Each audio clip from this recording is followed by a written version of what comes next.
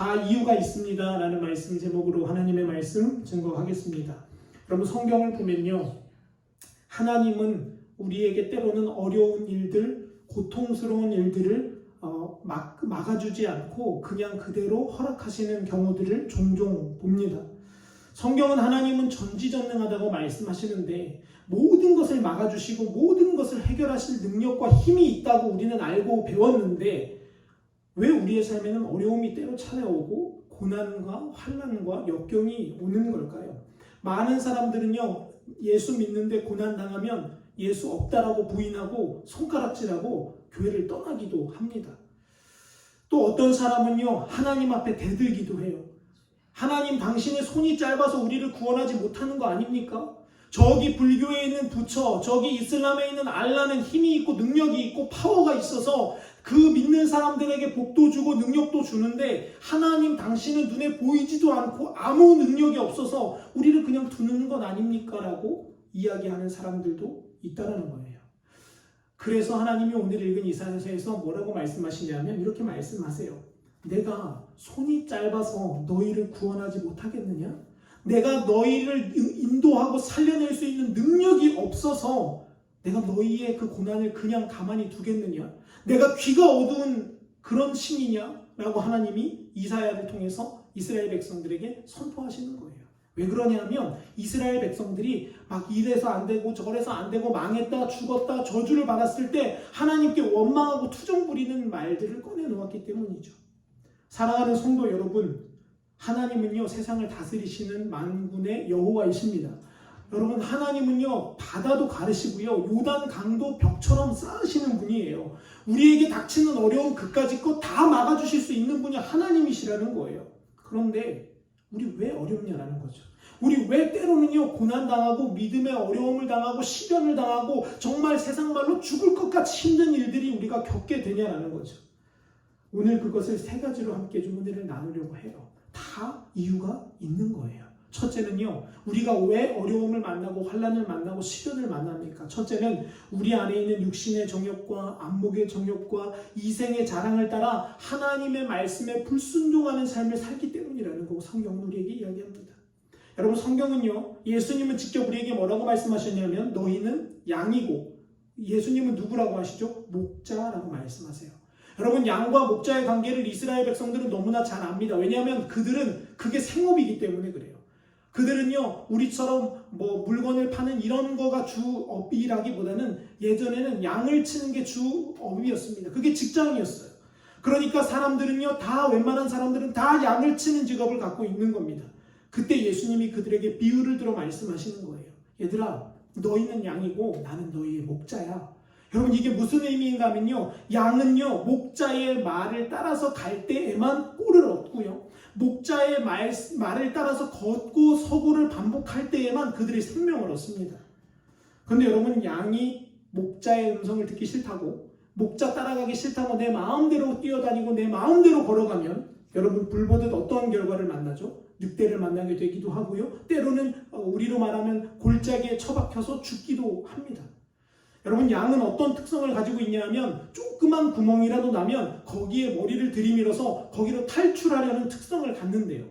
그래서 조그만 그 구멍과 틈이 있으면 거기다 머리를 들이밀고 울타리를 뛰어넘어가기를 원하는 게 양이랍니다. 근데 성경은 우리에게 뭐라고 말하냐면요, 우리는 다 양과 같아서 라고 이사야가 말해요. 그게 무슨 말이냐면 우리도 다 그런 습성이 있다는 거예요. 하나님의 말씀을 뛰어넘어가지고 내 생각대로, 내 판단대로, 내 뜻과 경험대로 살려고 하는 그런 욕심이 저도 있고 여러분도 있다는 겁니다.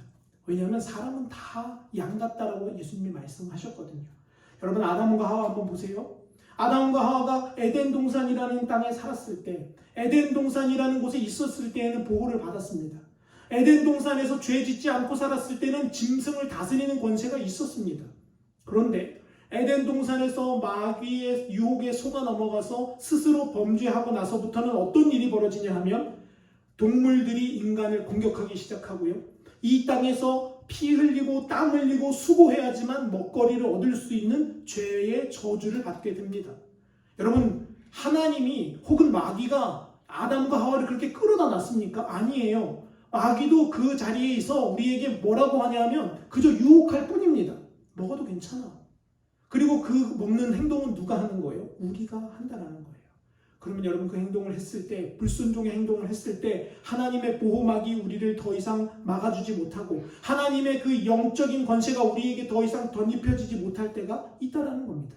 에이 목사님, 하나님은 우리를 영원히 포기하지 아니하시는데요. 하나님은 우리를 영원히 보호하신다고 성경은 약속하셨는데요. 여러분, 큰 그림에서는 그렇지만 그 자리로 나아갈 때까지 그 과정에서 하나님은 우리를 때로는 놓아두시기도 한다라는 거죠.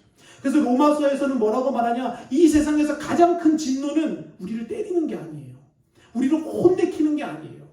이 세상에서 가장 무서운 진노와 심판은 뭐냐 하면 그냥 그대로 내버려 두는 거예요. 네 하고 싶은 대로 하다가 멸망해서 죽게 내버려 두는 겁니다.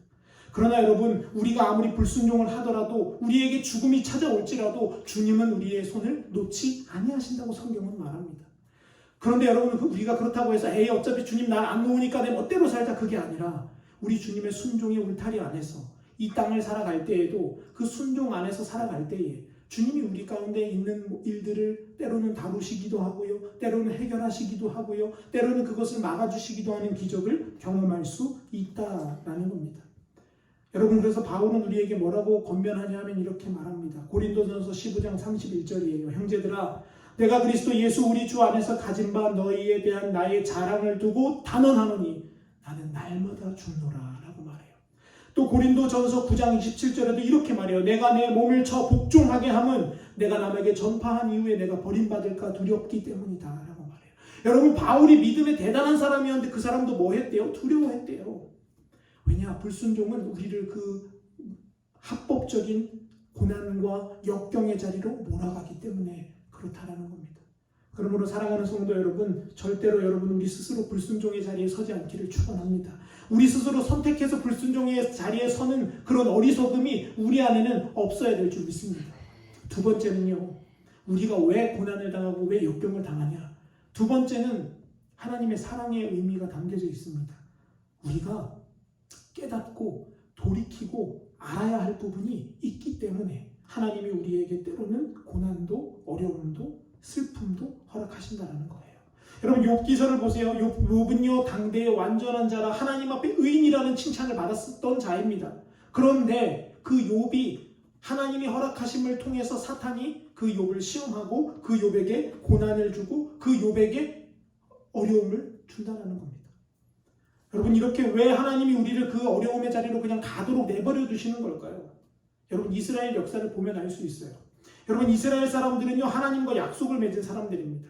어떤 약속을 맺었냐? 레위기 26장과 신명기 28장의 약속이에요. 내가 내 말씀에 순종하면 내가 너에게 복을 줄 것이고, 네가 내 백성으로서 이 땅에서 말씀에 불순종하는 삶을 살면 내가 너에게 저주를 내려서 너의 삶이 망하게 할 것이다 라고 하나님이 약속을 맺었어요. 근데 여러분, 중요한 것은요, 하나님의 약속은 하나님이 일방적으로 맺는 게 아니라 누가 동의하는 거예요? 인간이 동의하는 거예요. 이스라엘 백성이 동의했어요. 그래서 하나님, 우리가 그렇게 하겠습니다. 그리고 모세와 아브라함도 그렇게 해서 언약을 맺습니다. 그래서 그 언약의 증거로 뭐를 하죠? 할례를 받는 거예요. 우리는 그런 사람들이라는 걸 증명하는 겁니다. 근데 여러분, 언약을 맺으면 어떤 삶을 살아야 되냐? 그 언약대로 살아야 돼요. 약속을 했으면 그대로 살아야 되는 겁니다. 예를 들어 이런 겁니다.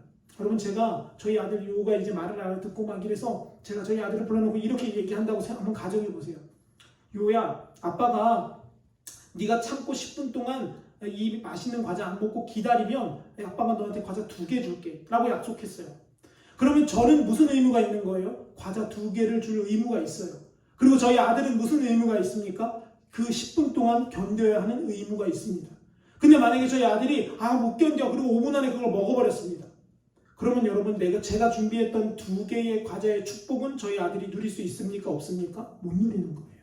하나님과 우리의 관계가 바로 이와 같다라는 겁니다. 하나님이 이미 이스라엘 백성들에게 영적인 축복을 약속하셨습니다. 그런데 그 영적인 축복을 이스라엘 백성들이 스스로 자꾸 무너뜨리는 거예요. 깨뜨려 버리는 거예요. 우상 숭배하지 말아라 했는데 우상 숭배하고 있고, 하나님만 섬겨라 하고 있는데 하나님 이외에 다른 것들이 주인된 삶을 살아가니까 하나님이 어떻게 하시냐? 그들에게 최후의 방법을 사용하세요. 그게 뭐냐 하면 영적인, 육적인 고난을 허락하시는 거예요. 여러분 에스겔서 말씀을 잠시 잠깐 보겠습니다. 에스겔서 말씀으로 한 번만 넘어가 볼게요. 에스겔서 6장 말씀을 한번 볼게요. 1157페이지입니다. 1157페이지 에스겔서를 보면요, 하나님이 그 말을 에스겔 선지자를 통하여 아주 명확하게 기록해 놓으신 게 있어요. 6장 보겠습니다. 에스겔서 6장 1절에서부터 14절까지의 말씀인데요, 여호와 하나님이 에스겔 선지자를 통하여 이스라엘의 우상 숭배를 심판하시는 내용에 대한 내용이 나오는 거예요. 여러분, 하나님이 이스라엘 백성들에게 뭐라고 말씀하시냐? 6장 1절에 이렇게 말합니다. 여호와의 말씀이 내게 임하여 이르시되, 인자야, 너는 이스라엘 산을 향하여 그들에게 뭐 하라고요? 예언하라. 에스겔에게 하나님의 말씀이 임하는 거예요. 그래서 뭐라고 말하냐? 너는 이스라엘 백성들에게 이제 내가 하는 말을 다 전해라라는 거예요. 그러면서 3절에 뭐라고 말씀하시냐? 이렇게 말합니다. 이르기를, 이스라엘 산들아, 주 여호와의 말씀을 들어라. 주 여호와께서 산과 언덕과 시내와 골짜기를 향하여 이같이 말씀하시기를, 나 곧 내가 칼이 너희에게 임하게 하여 너희의 산당을 멸하리라 라고 말해요. 하나님이 뭐라고 말씀하세요? 내가 칼을 보낼 것이다 라고 말씀하신다는 거예요. 그리고 7절에서는 뭐라고 말해요? 너희가 다 죽임을 당하게 하겠다라고 말씀하고요, 8절에서 10절까지는 그 대신 남아있는 자들만 내가 살려주겠다라고 에스겔을 통해서 말씀하시는 거예요. 그리고 11절에서 14절까지는 무슨 말이냐면 기근과 전염병과 어려움을 너희에게 보낼 것이다 라고 말씀하신다는 겁니다. 여기까지만 보면 하나님 굉장히 나쁜 분이에요. 무서운 분이에요. 하나님 말 안 들으면 몽둥이 들고 쫓아가서 때리는 분이라고 우리 생각할 수 있어요. 그런데 성경은 뭐라고 말하냐? 13절 후반절을 보세요. 13절 후반절에 이렇게 말합니다.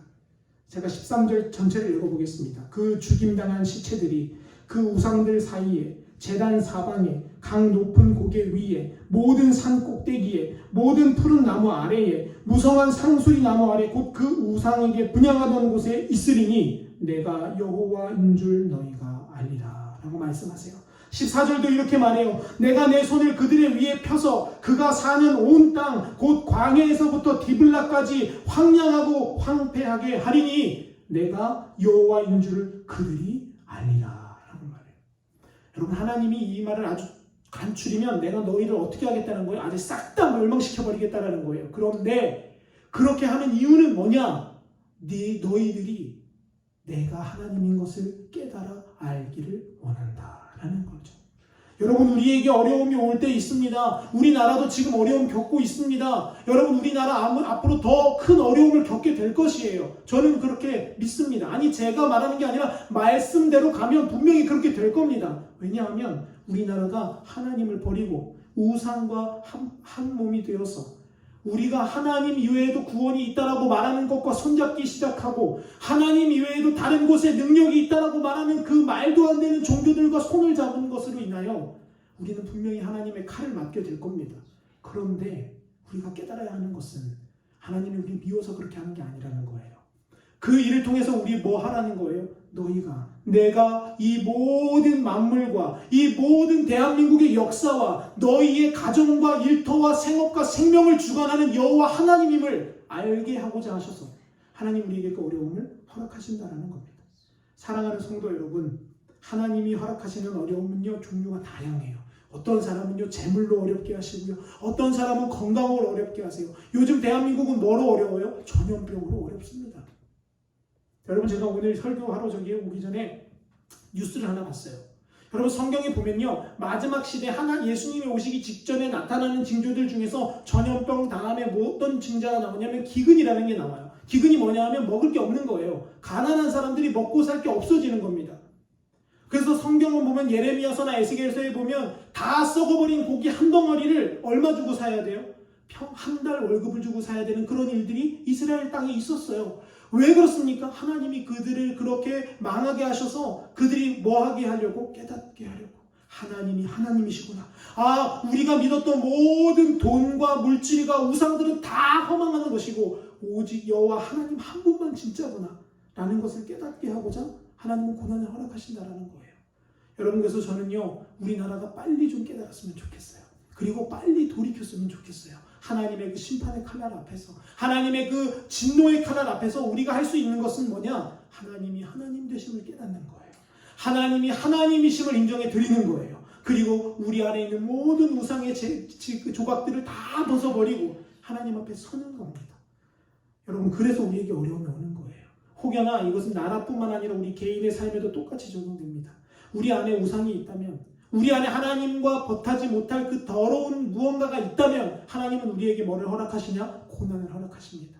그리고 그 고난의 불구덩이 가운데 우리를 정결하게 하셔서 잠언과 욥기에서 뭐라고 말합니까? 이렇게 말해요. 정금과 같이 내가 단련되어진 후에 나아가게 될 것이다 라는 겁니다.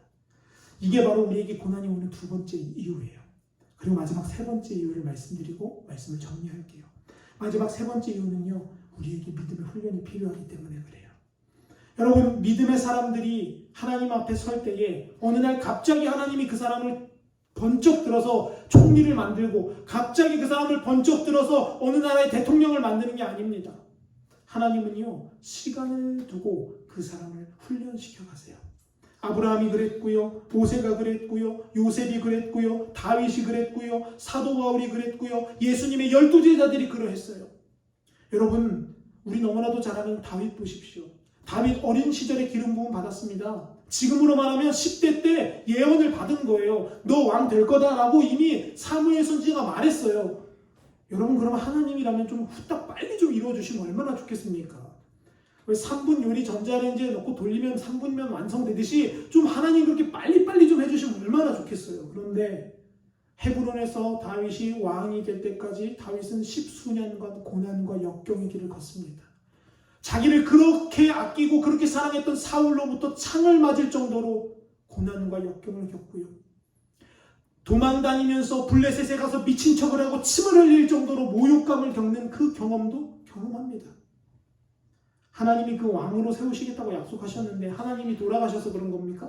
하나님이 힘이 없어서 그런 건가요? 오늘 읽은 이사야서 말씀처럼 하나님의 손이 짧고 귀가 어두운 분이라 그런 건가요? 아니요.